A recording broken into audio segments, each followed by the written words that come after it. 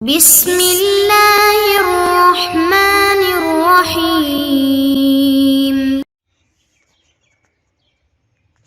السلام علیکم ورحمۃ اللہ وبرکاتہ۔ بسم اللہ الرحمن الرحیم۔ عزیز طلبہ، آج مقامات حریری کا سبق نمبر 109 ہے۔ آج کے سبق میں ہم پڑھیں گے قال الحارث بن حمام فلما رأیت صغو القاضی الیہ سے لے کر والکسعی لما استبان النہار تک۔ تو آئیے شروع کرتے ہیں۔ قال الحارث بن حمام، حارث بن حمام کہتے ہیں فلما رأیت صغو القاضی الیہ، جب میں نے اس کی طرف قاضی کا میلان دیکھا، وفوت ثمرۃ التنبیہ علیہ، اور تنبیہ کے پل کو اس پر فوت ہونے کو دیکھا، تو غشیتنی ندامت الفرزدقی، تو فرزدق کسی ندامت مجھ پر چھا گئی، یعنی اس نے مجھے ڈانپ لیا۔ حین ابان النوارا، جب اس نے نوار کو طلاق دی۔ والکسعی لما استبان النہار، اور کسعی کسی ندامت جب دن نکلا، یعنی سورج طلوع ہوا اور روشنی آ گئی۔ حارث ابن حمام کہتے ہیں جب میں نے قاضی کے میلان کو، صغوا صغا یسغو صغون سے ہیں، اور صغی یسغا صغن اور صغین سے، متوجہ ہونا، مائل ہونا۔ جب قاضی کے میلان کو میں نے دیکھا کہ قاضی تو اس متاثر ہو رہا تھا، اور قاضی تو اس کو بہت نوازتا اور اس کو اس کی تنبیہ کرتا، تو یہ تو اس کے لیے بڑے نفع کی چیز تھی۔ وفوت ثمرۃ التنبیہ علیہ، اور تنبیہ کے پل کو اس پر فوت ہوتے جب میں نے دیکھا، تو پھر مجھے ایسا افسوس ہوا اور ایسی ندامت ہوئی جو فرزدق کو ہوئی تھی، ابانا یعنی جب اس نے نوار نامی عورت کو طلاق دی تھی، اور کسعی کو ہوئی تھی جب دن طلوع ہو چکا تھا۔ تو یہ فرزدق نے جب نوار کو طلاق دی تھی تو اس کو ندامت ہوئی تھی، اس جیسی ندامت مجھے ہوئی۔ تو فرزدق کون تھا اور یہ واقعہ کیا ہے، اس کا پس منظر کیا ہے، اور اسی طرح کسعی کی ندامت کیا تھی، اور یہ دن کے طلوع ہونے کا پس منظر کیا ہے۔ تو فرزدق یہ عربی ادب کے ایک بہت زیادہ مشہور اور مانے ہوئے شاعر اور ادیب ہیں۔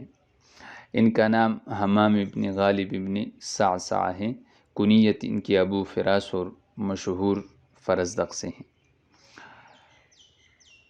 فرزدق دراصل اس روٹی کو کہتے ہیں جو تنور میں گر پڑے، گوندے ہوئے آٹے کے پیڑے کو بھی فرزدق کہتے ہیں۔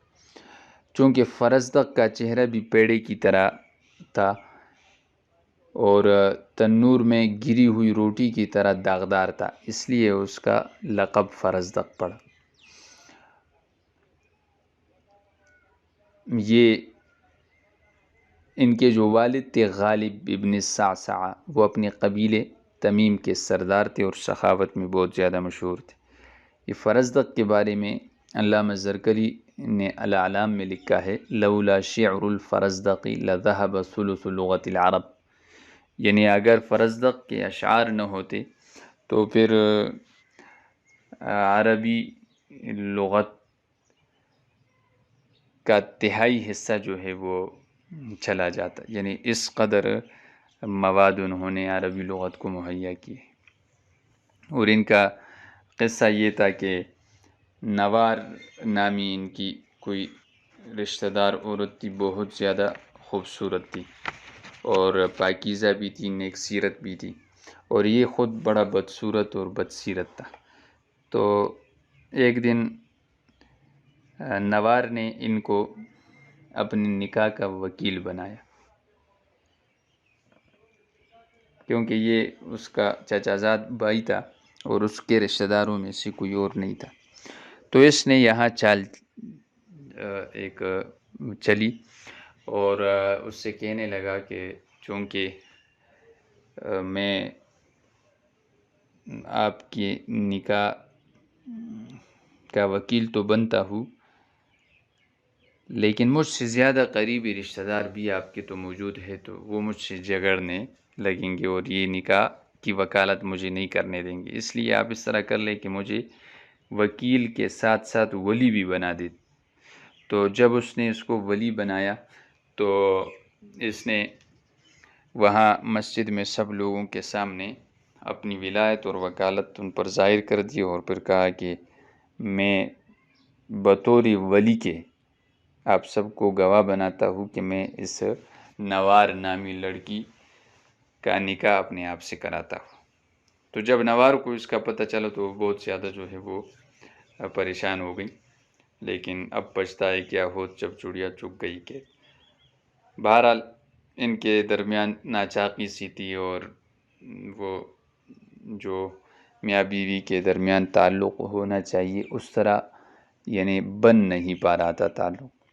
تو پھر ایک دن یہ غصے میں آیا اور اس نے غصے کی حالت میں اس نوار کو طلاق دی، اور اس نے فوراً اس کو جو ہے وہ قبول کی۔ تو پھر اس طلاق پر جو ہے یہ بہت زیادہ پچھتاتا رہا۔ تو یہاں پر کہا جاتا ہے کہ چونکہ میں نے قاضی سے اس بات کا ذکر نہیں کیا تو مجھے کرنا چاہیے تھا تاکہ اس کو فائدہ ہوتا، تو اس پر میں اس فرزدق کے پچھتانے کی طرح پچھتایا۔ اور قصعی کی طرح لما استبان النہار، جب دن طلوع ہوا۔ قصعی یہ ایک آدمی تھا، اس کا نام تھا محارب ابن قیس، جو یمن کے قبیلہ قصا کی طرف منسوب ہے۔ تو اس نے ایک وادی میں اونٹ چرا رہا تھا وہ، تو کسی چٹان میں درخت نبع کی ٹہنی دیکھی اس نے، پھر اس نے وہ ٹہنی جو ہے وہ اس کی آبیاری کی اور اس کا دیکھ بھال کیا۔ یہ نبع جو ہے یہ عرب کے ہاں کمان کے لیے بڑا مشہور تھا۔ جب وہ بڑا ہوا تو اس نے اس سے ایک کمان اپنے لیے تیار کیا۔ پھر وہ ایک رات جو ہے وہ شکار کے لیے نکلا، تو اتنے میں ایک ریوڑ آیا وحشی گایوں کا، تو اس نے اس کمان سے تیر چلایا، تو وہ تیر اس گائے سے نکل کر آگے پتھر سے ٹکرایا، اور چونکہ آگے اس تیر کا لوہا وہ پتھر سے ٹکرا کے اس سے آگ نکل آئی، تو یہ سمجھا کہ یہ کہیں خطا چلا گیا۔ پھر دوسرے بار، تیسرے بار، چوتھے بار، پانچویں بار، یہاں تک کہ جب اس کو غصہ آیا، اور اسی طرح یہ آگ دیکھتا رہا اور قیاس کرتا رہا کہ یہ غلط ہوتا گیا اور اس کے سارے تیر ختم ہو گئے، تو اس نے وہ کمان جو ہے وہ توڑ ڈالی۔ پھر جب صبح طلوع ہوئی اور دن روشن ہو گیا تو اس نے دیکھا کہ وہ پانچوں تیر جو ہے وہ بالکل نشانہ بہدف جو ہے وہ ہو چکے تھے، اور 500 گائیں وہاں پر پڑی تھی۔ لیکن پھر اس کو احساس ہوا کہ میں نے جو ہے بڑی غلطی کی، جو میں نے یہ نبع کی کمان کو رات کو توڑ دی۔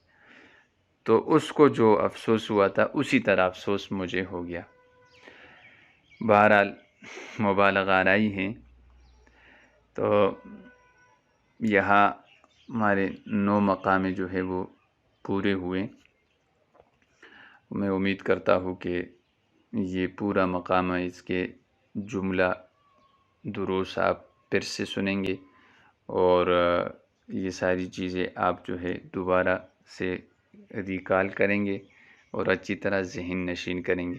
والسلام۔